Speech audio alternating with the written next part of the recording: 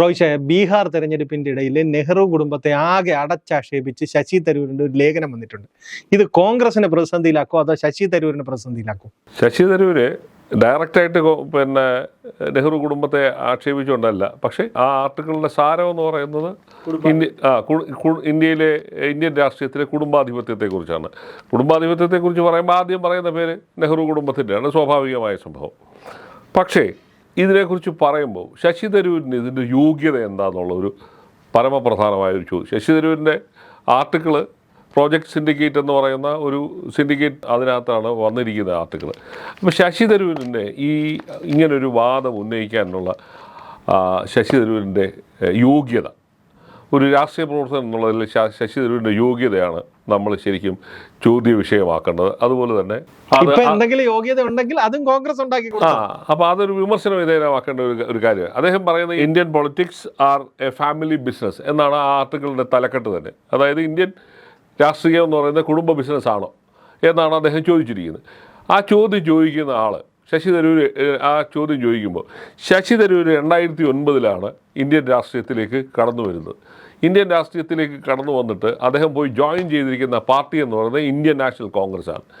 ആ Indian national കോൺഗ്രസിനെ കുറിച്ചാണ് അദ്ദേഹം ഈ ആർട്ടിക്കിളിനകത്ത് ഈ ആരോപണങ്ങളൊക്കെ ഉന്നയിക്കാനായിട്ട് ശ്രമിച്ചിരിക്കുന്നത്. പൊതിഞ്ഞാണെങ്കിലും ഡയറക്റ്റ് പേര് പറയുന്നില്ല. അപ്പോൾ അദ്ദേഹം ഉന്നയിക്കുമ്പോൾ അന്ന് ജവഹർലാൽ നെഹ്റുവിൻ്റെയും ഇന്ദിരാഗാന്ധിയുടെയും കുടുംബ പാരമ്പര്യം അവകാശപ്പെടുന്ന സോണിയാഗാന്ധിയാണ് ആ പാർട്ടിയുടെ പ്രസിഡൻറ്റ്. കുടുംബ ആധിപത്യം നിൽക്കുന്ന പാർട്ടിയിലോട്ടാണ് ശ്രീമാൻ ശശി തരൂർ വന്ന് ജോയിൻ ചെയ്ത്. അന്ന് ഈ പാർലമെൻറ്റിലേക്ക് ലോക്സഭയിലേക്ക് മത്സരിക്കുന്ന ഒരാളിന് പാർട്ടി ചിഹ്നം കൊടുക്കുന്നത് പാർട്ടി പ്രസിഡൻ്റാണ്. സോണിയാഗാന്ധി, ഈ കുടുംബാധിപത്യമുള്ള പാർട്ടിയുടെ പ്രസിഡൻ്റായ സോണിയാഗാന്ധിയാണ് 2009 ഈ ശശി തരൂർ എന്ന് പറയുന്ന വിശ്വപൗരന് പാർട്ടി ചിഹ്നം കിട്ടാൻ വേണ്ടി ഇലക്ഷൻ കമ്മീഷന് കത്ത് കൊടുത്തിരിക്കുന്നത്. 2014 ഇതേ സോണിയാഗാന്ധിയാണ് അദ്ദേഹത്തിൻ്റെ പാർട്ടി ചിഹ്നം കിട്ടാൻ വേണ്ടി കൊടുത്തത്. 2019 അന്ന് ഈ സോണിയാഗാന്ധിയുടെ മകനായ രാഹുൽ ഗാന്ധിയാണ് ഇദ്ദേഹത്തിന് ഈ പാർട്ടി ചിഹ്നം കിട്ടാൻ വേണ്ടി കൊടുത്തത്. ഇപ്പോൾ 2024 ഖാർഗെ വന്നു.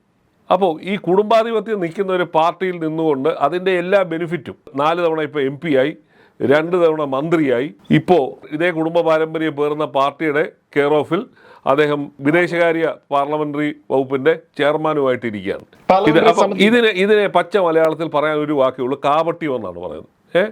ഈ സൗകര്യങ്ങളെല്ലാം ഉപയോഗിച്ചുകൊണ്ടാണ് നിങ്ങൾ എഴുതുന്ന ആർട്ടിക്കിൾ.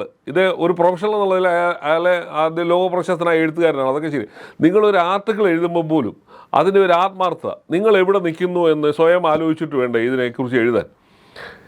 ഇതൊരു തരം മലന്ന് കിടന്ന് തുപ്പുന്നതിന് തുല്യമാണ്. ഈ പാർട്ടിയുടെ എല്ലാ ബെനിഫിറ്റും അനുഭവിച്ചുകൊണ്ട് അദ്ദേഹം കുടുംബാധിപത്യത്തിനെതിരെ എഴുതുകയാണ്. കുടുംബാധിപത്യം ഇന്ത്യൻ രാഷ്ട്രീയത്തിൽ മാത്രമല്ല, ലോകത്തെ ഒട്ടുമിക്ക സ്ഥലങ്ങളിലും ഉള്ളതാണ്. ഇപ്പോൾ നമ്മുടെ അയൽ രാജ്യമായ പാകിസ്ഥാനിൽ ഭൂട്ടോ, അവരെ അച്ഛനും മകളും അവിടെ ഉണ്ടായി, പിന്നെ അവരുടെ മരുമകൻ അവിടെ പ്രസിഡൻ്റായിരുന്നു. ഇവിടെ നമ്മൾ നോക്കി ശ്രീലങ്കയിലാണ് ബന്ദാരനായകെ, ഇപ്പോൾ രാജപക്ഷെ ഒക്കെ ഉണ്ട്.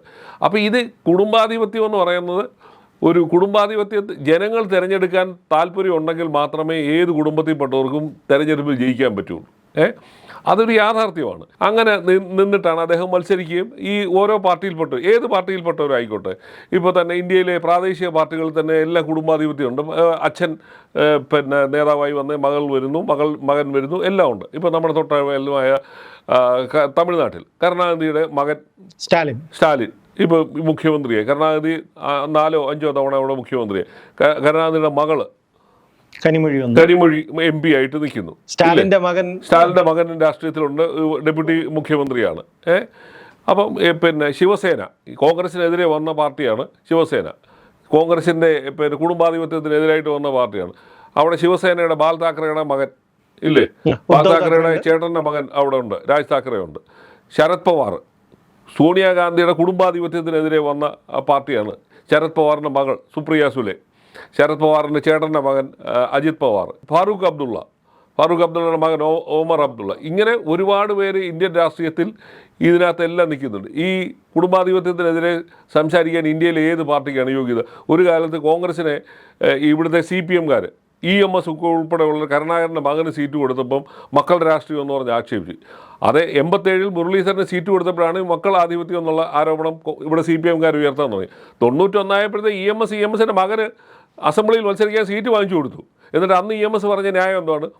മുരളിയെ പോലല്ല പിന്നെ ശ്രീധരൻ രാഷ്ട്രീയത്തിൽ സജീവമായി നിൽക്കുന്നതല്ല. ആരായാലും ഏത് രാഷ്ട്രീയത്തിൽ സജീവമായാലും നിങ്ങൾ ആ കെയർ ഓഫിലാണ് സീറ്റ് കൊടുത്തു എന്നുള്ള യാഥാർത്ഥ്യമാണ്, ഇല്ലേ? അപ്പോൾ ഇതിങ്ങനെ നിൽക്കുന്ന ഈ ഇന്ത്യൻ രാഷ്ട്രീയത്തിൽ ഇതൊരു യാഥാർത്ഥ്യമാണ്. ഇന്ത്യയിൽ ലോകത്തിലെ എല്ലാ രാജ്യങ്ങളിലും ഇതൊരു യാഥാർത്ഥ്യമാണ്. ഞാനൊരു ഉദാഹരണം പറയാം. അമേരിക്കയിലാണ് ഈ ലോകത്തിലെ ഏറ്റവും വലിയ ജനാധിപത്യ രാഷ്ട്രീയമെന്ന് പറയുന്ന അമേരിക്കയിൽ അവിടുത്തെ രണ്ടാമത്തെ പ്രസിഡൻ്റായ ജോൺ ആഡംസിൻ്റെ മകൻ ജോൺ ക്വിൻസി ആഡം എന്ന് പറയുന്ന ആൾ 6ാമത്തെ പ്രസിഡൻ്റായി. അച്ഛൻ മരിച്ച് ഏതാണ്ടൊരു 10-20 വർഷം കഴിഞ്ഞപ്പോഴത്തേക്ക് അദ്ദേഹം അവിടെ പ്രസിഡൻ്റായിട്ട് മത്സരിച്ച് ജയിച്ചു. പിന്നീട് നമ്മൾ കാണുന്ന ജോർജ് ബുഷിൻ്റെ മകൻ ജോർജ് W. ബുഷ് അവിടെ 2 തവണ മത്സരിച്ച് ജയിക്കുകയും ചെയ്തു. അപ്പോൾ കുടുംബാധിപത്യം എന്ന് പറഞ്ഞാൽ ജനങ്ങൾ തീരുമാനിച്ചാൽ മാത്രമേ കുടുംബാധിപത്യം നടക്കൂ, അല്ലെങ്കിൽ രാജഭരണം വല്ലതുമായിരിക്കും. ഇത് രാജഭരണമല്ല. ജനാധിപത്യത്തിനകത്ത് ഈ ജനങ്ങൾ തിരഞ്ഞെടുക്കപ്പെടുന്നവർ മാത്രമാണ് വരുന്നത്. അവിടെ ഏത് കുടുംബത്തിൻ്റെ പാരമ്പര്യം പറഞ്ഞാലും നിങ്ങളെ ജനങ്ങൾ സപ്പോർട്ട് ചെയ്യുന്നില്ലെങ്കിൽ നിങ്ങൾക്ക് ജനാധിപത്യത്തിൽ പിടിച്ചു വയ്ക്കാൻ പറ്റും. ഇപ്പം കോൺഗ്രസിനെ ഏറ്റവും കൂടുതൽ കുറ്റം പറഞ്ഞുകൊണ്ടിരുന്ന പാർട്ടിയാണ് BJP. BJPക്കകത്ത് ഇപ്പോൾ എത്രയാണ് മൊത്തം അംഗങ്ങളിൽ ഏതാണ്ടൊരു 8-10% കുടുംബാധിപത്യത്തിലുള്ളവരാണ്. ഇപ്പം തന്നെ മന്ത്രിമാർ ജ്യോതിരാദിത്യ സിന്ധ്യ, മാധവറാവു സിന്ധ്യയുടെയും വിജയരാജ സിന്ധ്യയുടെയും ഒക്കെ ചെറുമകനായ ജ്യോതിരാദിത്യ സിന്ധ്യ, പീയൂഷ് ഗോയൽ, ധർമ്മേന്ദ്ര പ്രധാൻ, ഇപ്പോൾ സുഷമ സ്വരാജിൻ്റെ മകള്, അങ്ങനെ അനുരാഗ് താക്കൂറിൻ്റെ അച്ഛൻ ഹിമാചൽ പ്രദേശ് മുഖ്യമന്ത്രിയൊക്കെ ആയിരുന്നു. അപ്പോൾ ഇങ്ങനെ രാഷ്ട്രീയത്തിൽ മക്കൾ വരുന്നോ, മകൾക്ക് ആൺമക്കളോ പെൺമക്കളോ അല്ലെങ്കിൽ മരുമക്കളോ ഒക്കെ വരുന്നുണ്ടാവാം. അവരെ ജനങ്ങൾ തിരഞ്ഞെടുക്കുമ്പോൾ മാത്രമാണ് അവർ ജനാധിപത്യത്തിൻ്റെ അല്ലെങ്കിൽ ഈ പൊളിറ്റിക്സിൻ്റെയൊക്കെ അധികാര രാഷ്ട്രീയത്തിലേക്ക് പൊങ്ങി വരുന്നത്. ഒരളവോളം അത് ശരിയാണെന്ന് ചോദിച്ചാൽ ശരിയല്ല. എന്ന് വെച്ചാൽ കുടുംബാധിപത്യത്തിലേക്ക് പോകുന്നു. പക്ഷേ ഇത് പറയാൻ ആർക്കാണ് അവകാശം? ഏത് രാഷ്ട്രീയ പാർട്ടിക്കാണ് ഇതിനെക്കുറിച്ച് വിജൃംഭിച്ചതെന്ന് പറയാൻ, അല്ലെങ്കിൽ നെഞ്ചു വിരിച്ച് പറയാൻ ഇന്ന് ഇന്ത്യയിൽ യോഗ്യതയുള്ള ഒരു പാർട്ടിയുമില്ല. ഇത് നമ്മൾ വിപ്ലവ പാർട്ടികൾ എന്ന് പറയുന്നവർ തന്നെ നമ്മളിവിടെ കണ്ടിരിക്കുന്നു, ഇല്ലേ? ഇപ്പോൾ കേരളത്തിലെ മന്ത്രിസഭയിൽ പിണറായി വിജയൻ്റെ മരുമകനും മന്ത്രിയാണ്. പോളിറ്റ് ബ്യൂറോ അംഗമായ വിജയരാഘവൻ്റെ ഭാര്യ ബിന്ദു, അവരും മന്ത്രിയാണ്. അതെങ്ങനെയാണ്? അവരെ തിരഞ്ഞെടുക്കപ്പെട്ടവരാണ്. അവർ തിരഞ്ഞെടുത്ത് വന്ന് ജനങ്ങളുടെ വോട്ട് വാങ്ങിച്ച് വന്ന ആളാണ്. അവരൊരാളുടെ ഭാര്യയോ പിന്നെ മരുമകനോ ആയി പോയതുകൊണ്ട് അതൊരു അയോഗ്യതയല്ലല്ലോ. പക്ഷേ നിങ്ങളിത് പറയുമ്പോൾ നിങ്ങൾക്കിത് പറയാനുള്ള യോഗ്യത ഉണ്ടോ ഇല്ലയോ എന്നുള്ളതാണ് പ്രധാനപ്പെട്ടത്. അപ്പം ഞാനതാ പറഞ്ഞത്, ശശി തരൂർ എന്ന് പറയുന്ന ആൾ ഈ കുടുംബാധിപത്യം നിൽക്കുന്ന പാർട്ടിയിൽ വന്ന് 4 തവണ MP ആയി, 2 തവണ മന്ത്രിയായി. ഇപ്പോൾ അതേ പാർട്ടിയുടെ ടിക്കറ്റിൽ ജയിച്ചതിന് ശേഷം ഈ ന്യായങ്ങൾ മുഴുവൻ ലോകം മുഴുവൻ പാടിപ്പതിഞ്ഞ് നടക്കുമ്പോഴും കോൺഗ്രസിനെതിരെ ആരോപണങ്ങൾ ഉന്നയിക്കുമ്പോഴും അദ്ദേഹം ഈ പാർലമെൻ്ററി പാർട്ടി ചെയർമാൻ എന്നുള്ള പ്രിവിലേജുകളെല്ലാം അനുഭവിച്ചുകൊണ്ടാണ് ഇത് പറയുന്നത്. രണ്ടാമതും ആ പോസ്റ്റിലേക്ക് തന്നെ അദ്ദേഹത്തെ തന്നെയാണ് കോൺഗ്രസ് നോമിനേറ്റ് ചെയ്തിരിക്കുന്നത്. അപ്പോൾ അങ്ങനെ നിൽക്കുന്ന ഒരാൾ എന്തടിസ്ഥാനത്തിലാണ് ഈ കുടുംബാധിപത്യത്തെക്കുറിച്ച് ഇത്ര പിന്നെ പരപ്പുറത്ത് കയറി എന്ന് ഘോഷിക്കുന്നത് എന്നുള്ളതാണ് ന്യായമായ ചോദ്യം. ശശി തരൂരിന് ഇത് പറയാൻ യാതൊരു യോഗ്യതയില്ല. ശശി തരൂർ ഈ പറയുന്നത് തികഞ്ഞ കാപട്യമാണ്. ഒരു അർഹതയും ഇല്ലാത്ത ഒരാളാണ് ഇതിനെക്കുറിച്ച് പറഞ്ഞുകൊണ്ടിരിക്കുന്നത്. അല്ല, ഇത് പറയുന്ന ടൈമിങ് കൂടെ നോക്കണം. കാരണം ബീഹാർ പോലെ ഒരു പ്രധാന സംസ്ഥാനത്ത് തിരഞ്ഞെടുപ്പ് നടത്തുന്നു. അവിടെ എന്തെങ്കിലും ഒരു നേട്ടം ഉണ്ടാക്കാൻ കോൺഗ്രസും RJD ഒക്കെ ശ്രമിക്കുന്ന സമയത്താണ് ഒരു പ്രവർത്തക സമിതി അംഗം തന്നെ എല്ലാ സാധ്യതകളും ഇല്ലാതാക്കുന്ന ഇത്തരം വർത്തമാനം. അല്ല, അതിന് ഒറ്റ വാക്കേ ഉള്ളൂ. ശശി തരൂർ ഈ കാണിക്കുന്ന മുഴുവൻ നന്ദികേടാണ്. നിങ്ങൾക്ക് ഇതെല്ലാം തന്ന ഒരു പാർട്ടിയോട് നിങ്ങൾ ആ പാർട്ടിയോട് കാണിക്കുന്ന അങ്ങേയറ്റത്തെ നന്ദികേടാണ്. ഒന്നുകിൽ നിങ്ങൾ ഈ പാർട്ടി രാജിവെച്ചിട്ട് വേണം ഇതൊക്കെ പറയാൻ, ഇല്ലേ? MP സ്ഥാനം ഉപേക്ഷിച്ചിട്ട്, അല്ലെങ്കിൽ കോൺഗ്രസിൻ്റെ പ്രാഥമിക അംഗത്തിൽ രാജിവെച്ചുകൊണ്ട് വേണം ഈ ന്യായങ്ങളൊക്കെ പറയുവാണെങ്കിൽ ഇതിനൊരു അന്തസ്സുണ്ട്. അങ്ങനെ ഒരു അന്തസ്സില്ലായ്മയാണ് ഈ കാണിക്കുന്നത്, ഇല്ലേ? ഒരു തെരഞ്ഞെടുപ്പിൻ്റെ മൂർധന്യത്തിൽ വന്ന് നിങ്ങളിത് ആരെ ലക്ഷ്യമാക്കിയാണ് ഈ ആർട്ടിക്കിൾ എഴുതിയിരിക്കുന്നത്? ആർക്കാണ് മനസ്സിലാവാത്തത്? ഇന്ത്യൻ നാഷണൽ കോൺഗ്രസിനെയും അല്ലെങ്കിൽ പിന്നെ UPA മുന്നണിയിൽപ്പെട്ട പാർട്ടിയെ, മഹാഗഡ്ബന്ധൻ എന്ന് പറയുന്നത് ബീഹാറിൽ മത്സരിക്കുന്ന പാർട്ടിയെ ലക്ഷ്യമാക്കിക്കൊണ്ടാണ് ഈ ന്യായം പറച്ചിൽ, ഇല്ലേ? അപ്പോൾ ശശി തരൂർ ലക്ഷ്യം വെക്കുന്നത് എന്താണ്?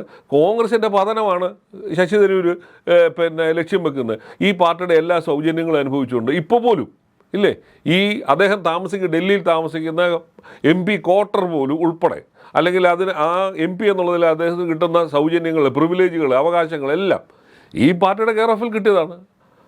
അപ്പോൾ അതല്ലാതെ വേറെ എന്താണ്? അത് അനുഭവിച്ചുകൊണ്ട് നിന്നുകൊണ്ടാണ് ഈ ന്യായം പറയുന്നത്. അപ്പോൾ അത് സാധാരണ കോൺഗ്രസ്സുകാർക്ക് അംഗീകരിക്കാൻ കഴിയുമോ എന്നെനിക്ക് തോന്നുന്നില്ല. അതുകൊണ്ടാണ് KC വേണുഗോപാലും കൊടിക്കുന്നിൽ സുരേഷും ഈ ശശി തരൂരിൻ്റെ നിലപാടിനെ അവർ തള്ളിപ്പറഞ്ഞ്.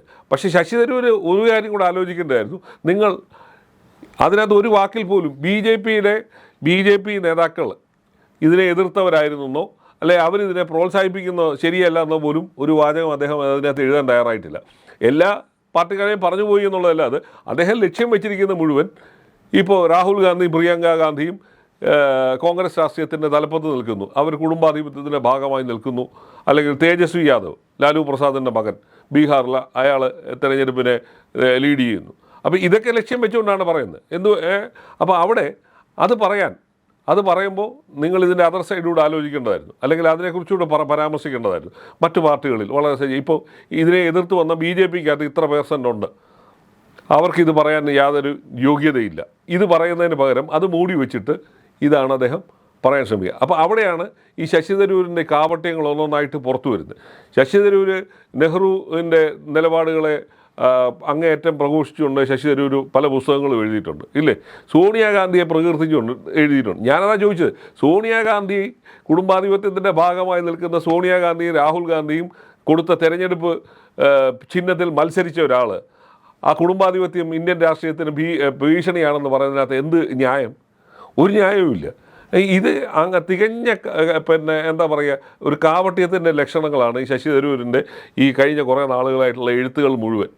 അദ്ദേഹം ലക്ഷ്യം വെക്കുന്നത് മുഴുവൻ അദ്ദേഹം നിൽക്കുന്ന പാർട്ടിയുടെ തകർച്ചയ്ക്ക് വേണ്ടി, എന്തെങ്കിലും സാധ്യതയുണ്ടെങ്കിൽ ആ പാർട്ടിയെ തകർക്കുന്നതിന് വേണ്ടി മാത്രമാണ് ശശി തരൂരിൻ്റെ ഈ ന്യായങ്ങൾ മുഴുവൻ പറയുകയും അതിൻ്റെ ബെനിഫിറ്റുകളെല്ലാം അനുഭവിച്ചുകൊണ്ടാണ്.